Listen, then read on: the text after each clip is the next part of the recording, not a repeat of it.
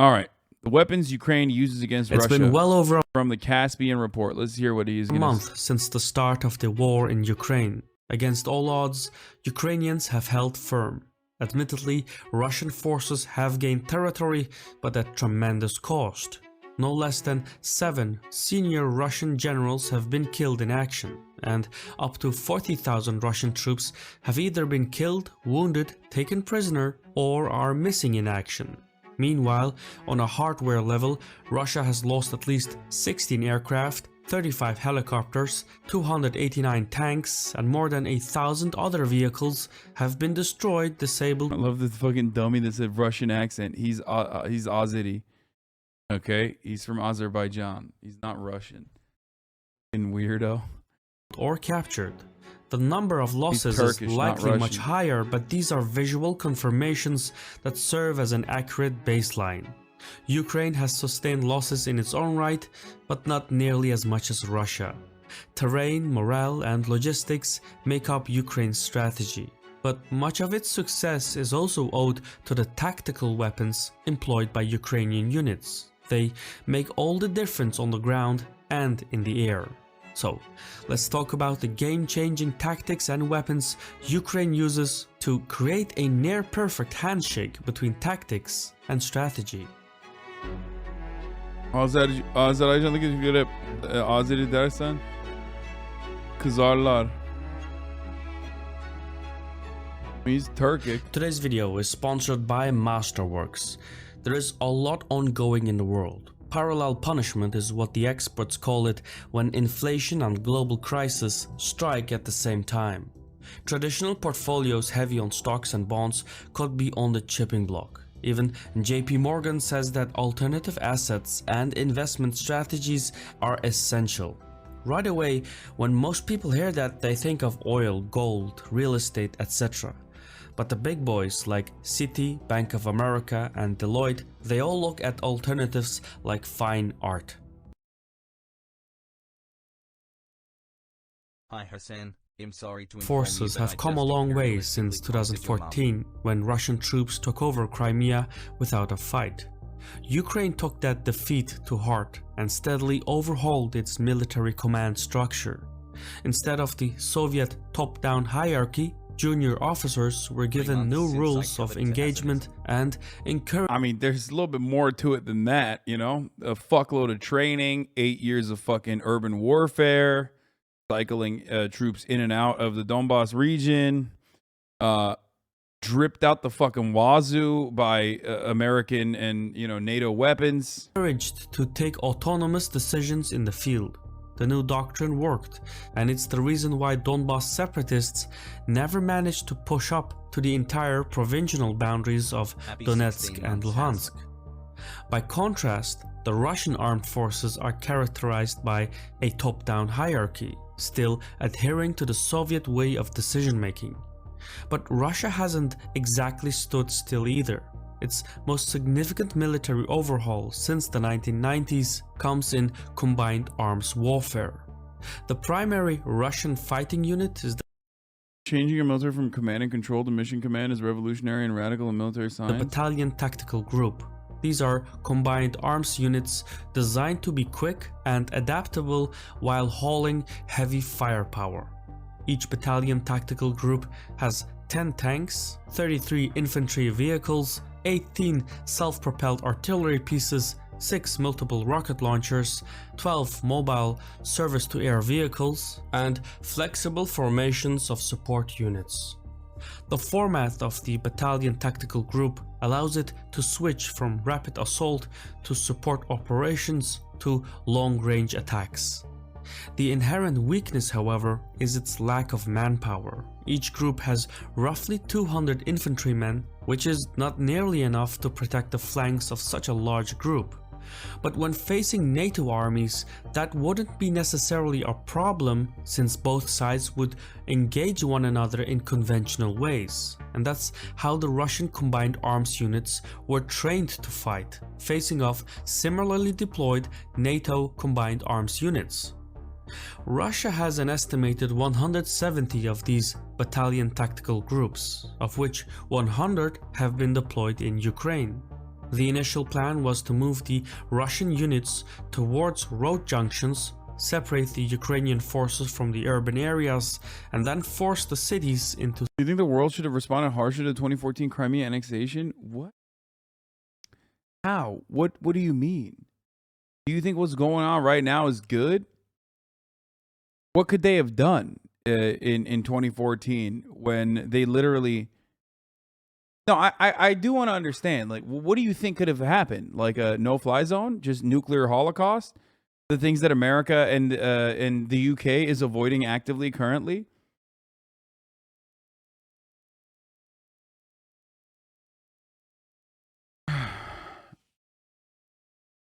I mean, one of the harshest things that Ukraine did in Crimea was shut off Crimea's water. You know, that was pretty fucking harsh, I would say. Like, really unacceptably harsh. And there are people who still defend it to this day. to submission. But in war, things rarely ever go to plan. In the opening phase of the conflict, Russian forces failed to secure the supply lines running into Kharkiv, Sumy, Chernihiv, Mariupol, Mykolaiv, and Kiev. The sheer size of the battalion tactical groups turned into chink in the armor. Same shit we're doing now, we could have been doing then. Would Russia still be in a position to invade Ukraine now if we had? That's the question. Nothing about NFCs. Are you talking about like sanctions? Is that what you mean? Because I don't know how effective they would have been, especially considering that like the same exact infrastructural problems or logistical problems that are occurring in Europe would have occurred back then.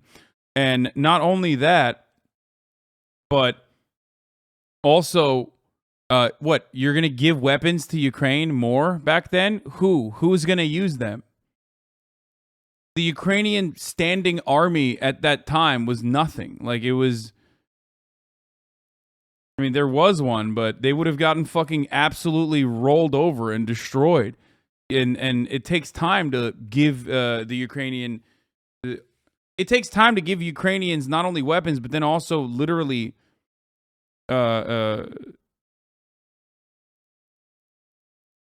give them weapons, but then also train them. Like, it took 8 fucking years to like actually turn Ukraine into a reasonable standing army. They did it for 8 years, and now they're able to withstand the Russian offensive. So, you know, it took that long.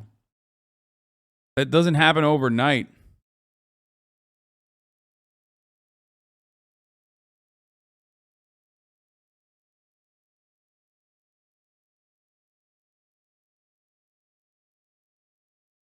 You know what I mean? The problem is that regardless of the number of Russian vehicles deployed in Ukraine, the convoys had to travel by road, but the width of the roads and the speed of the front vehicles restricted the mobility of the Russian battalion tactical groups. Ukrainian light infantry units exploited that vulnerability by taking up positions in the adjacent villages and setting up ambushes near the major roads to target the Russian convoys passing through. The key to these ambush sites was, and still is, the American-made Javelin anti-tank missile system. The FGM-148 Javelin is a sophisticated, portable weapon that is easy to use. 2 users can operate it, and it can hit targets up to 4 kilometers. Once the target is locked, the missile does the tracking autonomously. What makes the Javelin such an effective anti-armor weapon is its double warhead and flight trajectory. The missile is programmed to climb to a higher altitude and then dive on top of the target where the armor is thinnest. The Javelin's first warhead destroys the reactive bricks most Russian tanks are coated in, while the second warhead destroys the main armor. Nearly every hit by the Javelin is an instant kill. A light version anti-tank weapon is the NLAW, short for Next Generation Light Anti-Tank Weapons. Produced by Britain and Sweden, NLAW is a fire and forget weapon with an effective range of 800 meters. It's also much cheaper than the Javelin. While a single Javelin missile costs about $200,000, a single shot by an NLAW unit costs about $40,000. That may seem expensive, but these are weapons that can destroy multi-million-dollar vehicles. So, when properly used, anti-tank weapons can tilt the economics of warfare. In the days leading up to the Ukraine war, the United States and the United Kingdom sent multiple cargo planes full of javelins and NLAWs to Ukraine. And since then, these weapons have formed the backbone of the Ukrainian light infantry. Meanwhile, from the air, Ukraine uses the TB2 drone as a long-range weapon. The Bayraktar TB2 is a Turkish-made medium-altitude, long-endurance unmanned combat aerial vehicle. It operates at an altitude of roughly 6 kilometers, placing it out of range of many air defense systems, and it can stay in the air for at least 24 hours. Plus, the drone has a sophisticated electronic warfare system that makes it difficult to track, and it carries 4 highly accurate micro-munitions that can take out military targets worth millions of dollars. Dubbed as the AK-47 of the 21st century, the Bayraktar TB2 can also... This is precisely what I was talking about when I said that the nature of warfare has changed dramatically, and that's why I feel conflicted about like celebrating the Bayraktar. But also at the same time, the Bayraktar is quite literally, and I use that exact same example, seen as a tool, an emancipatory tool, a tool for liberation in the exact same way that the AK-47 was seen by post-colonial countries. Cheap, it's reliable, it's affordable. It is a way that countries can basically use. It's a way that countries can fucking fight. Your Turk nationalism is coming out. No, I mean, it's literally it's the Toyota Corolla of fucking drones.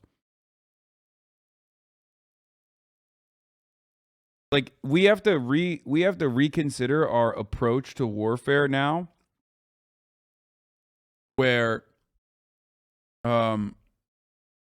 we have to reconsider our approach to warfare. Like, AK-47s were really reliable tools, right?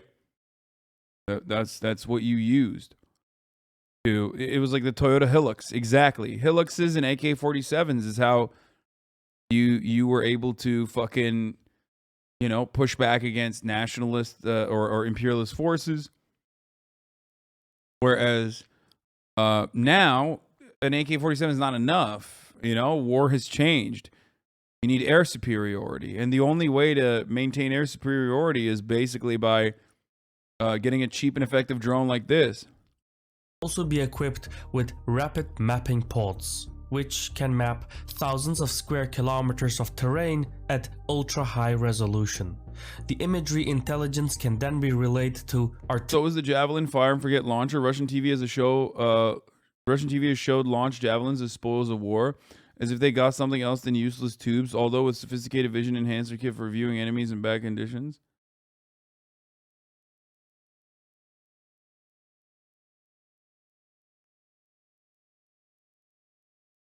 artillery and rocket batteries to destroy enemy units from afar. The TB2 essentially gives the user eyes in the sky, and that form of combined arms turns the drone from a tactical device into a strategic one. Now, when Poland purchased 24 Bayraktar TB2 drones at a cost of $270 million, the package included after-sales services like simulators, spare parts, training, logistical support, SAR radars, mobile control stations, and laser-guided munitions.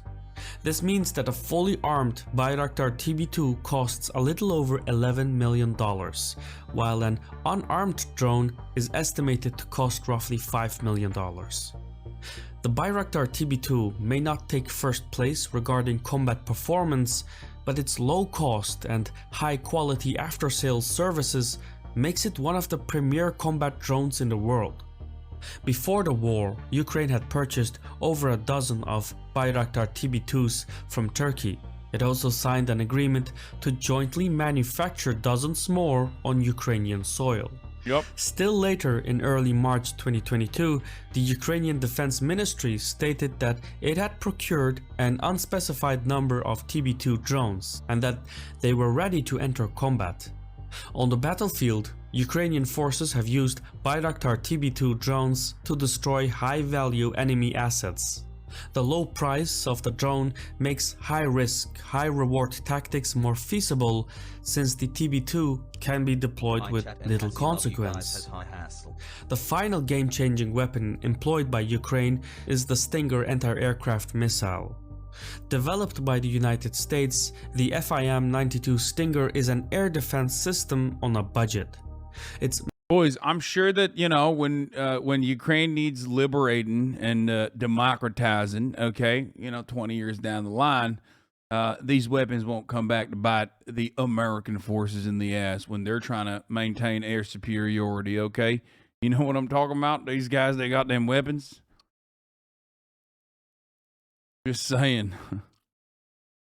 Ukrainian troops are already using IEDs, and if Russia gets bogged down in a prolonged occupation, I can only imagine the use of IEDs will expand and resulting in many civilian casualties. Yes. I